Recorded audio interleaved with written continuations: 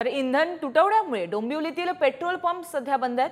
वाहन चालकांची कल्याणशील रोडवरती पेट्रोल भरण्यासाठी त्यामुळे मोठ्या प्रमाणात गर्दी झाली आहे। रांग ही थेट रस्त्यावर पोहोचलेली दिसून येते। इंधन तुटवड्यामुळे डोंबिवलीमध्ये पेट्रोल पंप बंद आहेत, त्यामुळे मोठ्या प्रमाणात गैरसोय जी आहे ती वाहन चालकांची होताना दिसते। लांबच लांब रांगा लागलेल्या आहेत।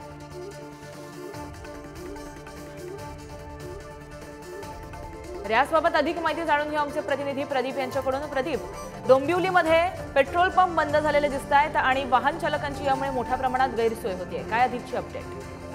आपण जर बघितलं तर डोंबिवली शहरातील जे पेट्रोल पंप आहेत हे बंद करण्यात आले आहे पेट्रोल तुटवड्यामुळे।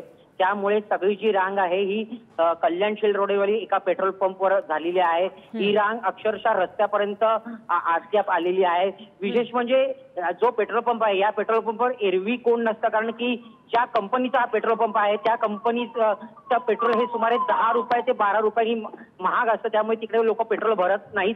मात्र आज हेच महाग पेट्रोल आज लोक रांगा लावून भरतायत आणि आपण जर बघितलं तर ही रांग पूर्ण कल्याणशील रोड रस्त्यापर्यंत आलेली दिसते। आपण जर बघितलं तर थोड्या वेळापूर्वीच खासदार श्रीकांत शिंदे यांनी पुढारी टीव्हीला माहिती दिली आहे की जो काही विषय आहे हा विषय केंद्रीय मंत्री नितीन गडकरी यांच्यासोबत मुख्यमंत्र्यांनी चर्चा केलेली आहे।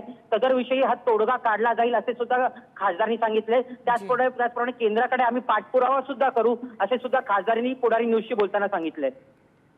जी, अधिक अपडेट तुमच्याकडून घेत राहू। धन्यवाद तुम्ही दिलेल्या माहितीसाठी।